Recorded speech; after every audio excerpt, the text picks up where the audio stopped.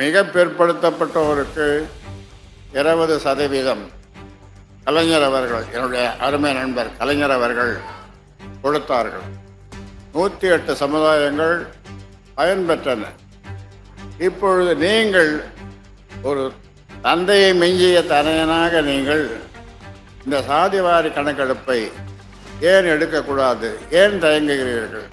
எங்களை அந்த அளவிற்கு நீங்கள் கொண்டு செல்லாதீர்கள். ஏனென்றால் தமிழ்நாடு தாங்காது. நாங்கள் அப்படிப்பட்ட ஒரு போராட்டத்தை செய்தால் தமிழ்நாடு தாங்காது. சத்தம் போடாத கேளுங்க, என்ன சொல்றேன்னு கேளுங்க. நீங்க சத்தம் போடுறதுனால பக்கத்தில் இருக்கிறவனுக்கு நான் பேசுறது என்னன்னு புரிய மாட்டேங்க. எதுக்கு சத்தம் போடுறீங்க? ஒரு கட்டுப்பாடு வேணும். எல்லாரும் உதட்ட இருக்க மூடுங்க. என்னிடம் ஆட்சியை கொடுங்கள் என்று கேட்க மாட்டேன், அது சாத்தியம் அல்ல. ஆனாலும் ஒரு 10 அதிகாரிகளை என்னிடம் அனுப்புங்கள். நான் சொல்லுகின்ற யோசனையை நான் சொல்ல, அவர்கள் கேட்க, அதை உங்களிடம் சொல்ல நீங்கள் மேற்கொண்டு நடவடிக்கை எடுங்கள். நீங்கள் இந்த சமூக தீமை நிச்சயமாக உங்களால் ஒழிக்கப்பட வேண்டும். 2026 நீங்கள் நினைக்கிற மாதிரி வெற்றி கூட்டணி அமைப்பேன் என்று 3 தடவை சொல்லுகிறேன். அதனாலே நீங்கள் யார் எதை சொன்னாலும் அதை இந்த காதலை வாங்கி அந்த காதலை விட வேணாம், கேட்கவே வேணாம். நீங்கள் காது கொடுத்து கேளாதீர்கள். நான் சொல்லுவதுதான் நடக்கும். மங்கையராய் பிறப்பதற்கு மாதவம் செய்திடல் வேண்டும்னா கவிமணி தேசிக விநாயகம் பிள்ளை சொன்னார். ஒரு பெண்ணா பிறக்கிறதுக்கு சாதாரணமாக தவம் செய்ய வேண்டாமா, மாதவம் செய்திட வேண்டும், பெரிய தவம். பிள்ளையா பிறக்கிறதுக்கு சாதாரணமாக அதெல்லாம் தவம்லாம் செய்ய வேண்டாம், சாதாரணமாக அது பிறந்துடுமா. இப்படி தேசிக விநாயகம் பிள்ளை சொல்லி இருக்கிறார். அந்த வகையில் பெண்களுக்கு பெருமை சேர்க்க இந்த மாநாடு, பெண்கள் எல்லா வகையிலும் முன்னேற வேண்டும், அதற்கு வழிகாண இந்த மாநாடு. சத்தம் போடக்கூடாது. எதுக்கு சத்தம் போடுறீங்க? இப்போ சத்தம் போடாத கேளுங்க, என்ன சொல்றேன்னு கேளுங்க. நீங்க சத்தம் போடுறதுனால பக்கத்தில் இருக்கிறவனுக்கு நான் பேசுறது என்னன்னு புரிய மாட்டேங்க. எதுக்கு சத்தம் போடுறீங்க? ஒரு கட்டுப்பாடு வேணும். எல்லாரும் உதட்ட இருக்க மூடுங்க. கங்கை கொண்ட சோழபுரத்தை பற்றி எனக்கு முன்னால் பேசியவர்கள் சொன்னார்கள். அதில் ராஜராஜ சோழன், ராஜேந்திர சோழன், ராஜராஜ சோழன் கட்டிய பெரிய கோயில், ராஜேந்திர சோழன் கட்டிய கங்கை கொண்ட சோழபுரம் கோயில். சமீபத்தில் நம்முடைய பாரத பிரதமர் அங்கே வந்து என்ன பேசினார் என்று நீங்கள், நமது பாரத பிரதமர் மோடி அவர்கள் தந்தையை மிஞ்சிய தனையன் இருக்கக்கூடாது. அதற்கு உதாரணம் பெரிய கோயிலும் கங்கை கொண்ட சோழபுரத்தில் இருக்கிற அந்த கோயிலும் உதாரணம் என்று சொன்னார்கள். அருமையான வார்த்தை. சிலப்பதிகாரத்திலே மாமழை போற்றுதும் திங்களை போற்றும் என்று சொன்னார்கள். இன்னொன்றை அவர் அந்த காலத்திலே சொல்லவில்லை. பெண்களை போற்றுவதும் என்று இப்பொழுது நாம் சொல்லுவோம். பெண்களை போற்றுவதும். இங்கே ஒரு நல்ல நோக்கத்தோடு பெண்ணுரிமை, பெண் கல்வி, பெண்களுக்கு பாதுகாப்பு எல்லா வகையிலும் சரிபாதியாக இருக்கின்ற, என்ன சொல்ல போனால் படிப்பிலே அவர்கள்தான் முதன்மையாக இருக்கிறார்கள், ஆண்கள் பின்னாலே இருக்கிறார்கள். அதே மாதிரி தொழில் செய்வதிலே கூட அவர்கள் இன்னும் முன்னுக்கு வந்து கொண்டிருக்கிறார்கள். அதனாலே படிப்பிலே அவர்கள் முதன்மையாக வருகிறார்கள். இந்த 10.5 சாதிவாரி கணக்கெடுப்பு இதை நம்முடைய தமிழக முதல்வர் அவர்கள் செய்ய வேண்டும், உடனடியாக செய்ய வேண்டும் என்று இந்த நேரத்தில் அவருக்கு கோரிக்கை விடுக்கிறேன்.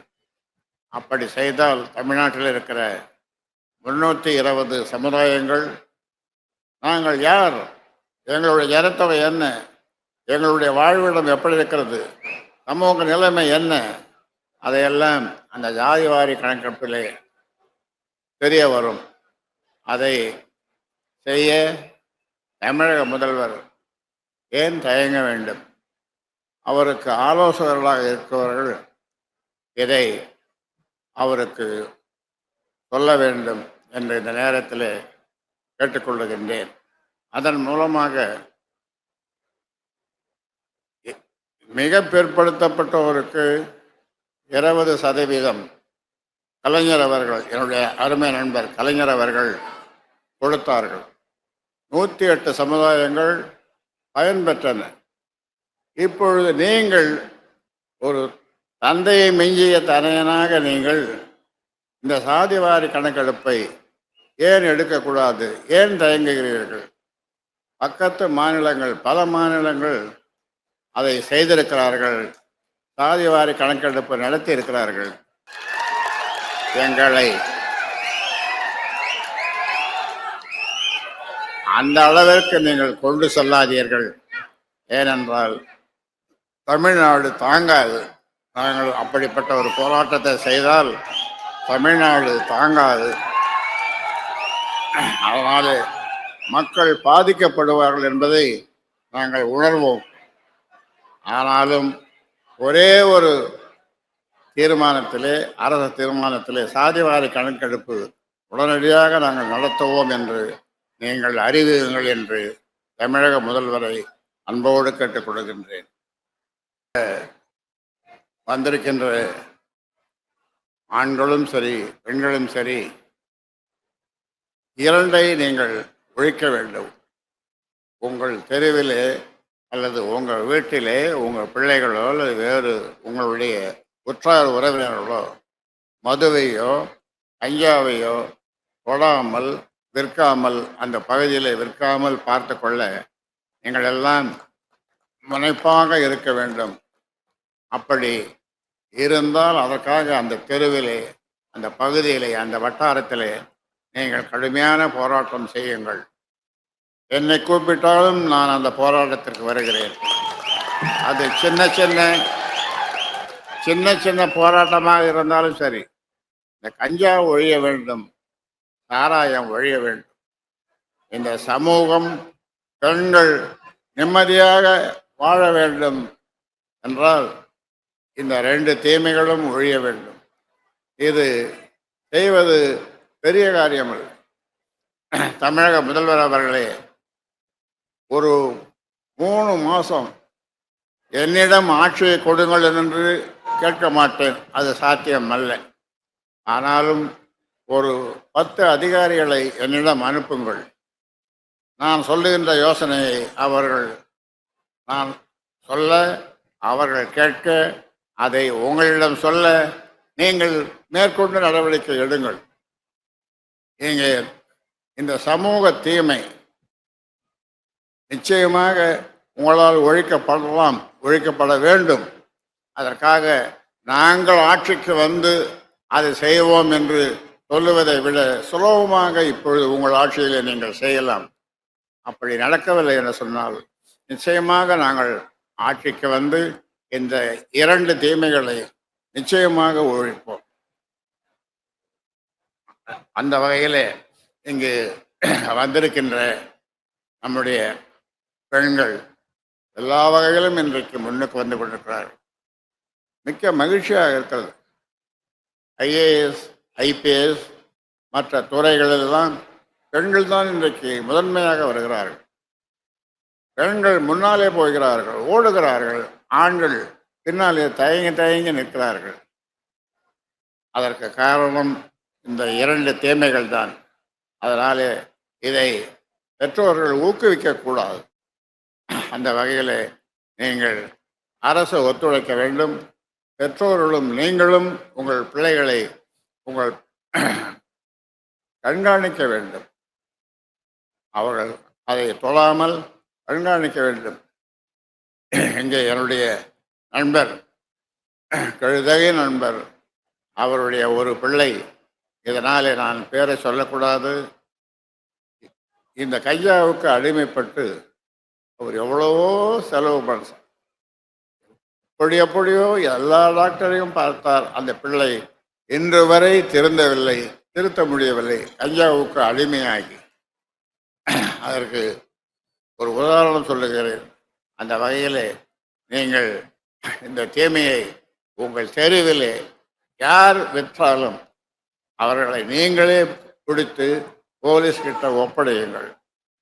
போலீஸும் அதற்கான தகுந்த நடவடிக்கை எடுக்க வேண்டும் என்று இந்த நேரத்திலே கேட்டுக்கொண்டு, இந்த மாநாட்டை மிக சிறப்பாக வெற்றிகரமாக, இது போன்ற மாநாடு இதுவரை நடக்கவில்லை என்று சொல்லுகின்ற அளவிற்கு நீங்கள் ஏற்பாடு செய்த ஒன்றிய, கிளை,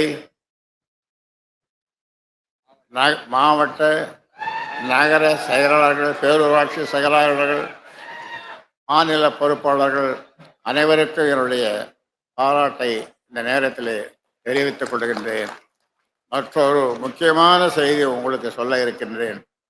இப்போ ரோடு ரொம்ப நல்லா அழகாக போட்டிருக்காங்க. 140 கிலோமீட்டர் போனாலும் கூட தெரியாது.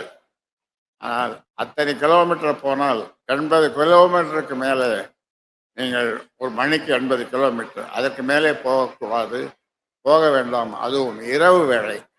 அதனாலே உங்கள் அனைவரையும் அன்போடு கேட்டுக்கொள்கின்றேன். வேகமாக போகாதீர்கள். உங்களுடைய உயிர் மிக மிக முக்கியமானது. உங்கள் குடும்பத்தினருக்கு அது தேவை.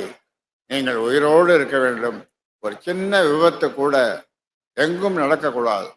இந்த மாநாட்டுக்கு சென்றோம், இந்த விபத்து நடந்தது என்ற கெட்ட பெயர் இந்த மாநாட்டிற்கு பொறுப்பாளர்களுக்கு வரக்கூடாது. அந்த வகையிலே பாதுகாப்பாக நீங்கள் செல்ல வேண்டும் என்பதுதான். அந்த வகையிலே வேகமாக போய் என்ன சாதிக்க போகிறோம்? எல்லாவற்றையும் விட உயிர் முக்கியமானது. அந்த உயிர் போன பிறகு அப்புறம் என்ன இருக்கிறது? குடும்பமே இல்லை. அதனால் அதில் மிக கவனமாக நீங்கள் இருங்கள் என்று உங்களை அன்போடு கேட்டுக்கொண்டு, இந்த மாநாடு சிறக்க ஒத்துழைத்த ஊடக நண்பர்களுக்கு, தொலைக்காட்சி பத்திரிகை நண்பர்களுக்கு என்னுடைய பாராட்டையும் தெரிவித்துக் கொண்டு, வாழ்த்துக்களையும் தெரிவித்துக் கொண்டு, அதே மாதிரி இதுவரை ஒத்துழைப்பு கொடுத்த காவல்துறை அதிகாரிகளுக்கும் ஏனைய அரசு ஊழியர்களுக்கும், இங்கே இந்த இடத்தை சீர்படுத்த சுற்றுலாத்துறை ஒத்துழைத்த சுற்றுலாத்துறை சேர்ந்த அதிகாரிகளுக்கும் என்னுடைய பாராட்டை தெரிவித்துக் கொள்கின்றேன். அவர்களுக்கு நன்றியை தெரிவித்துக் கொள்கின்றேன். என்னுடைய அருமை சொந்தங்களே, என் உயிரினும் மேலான என்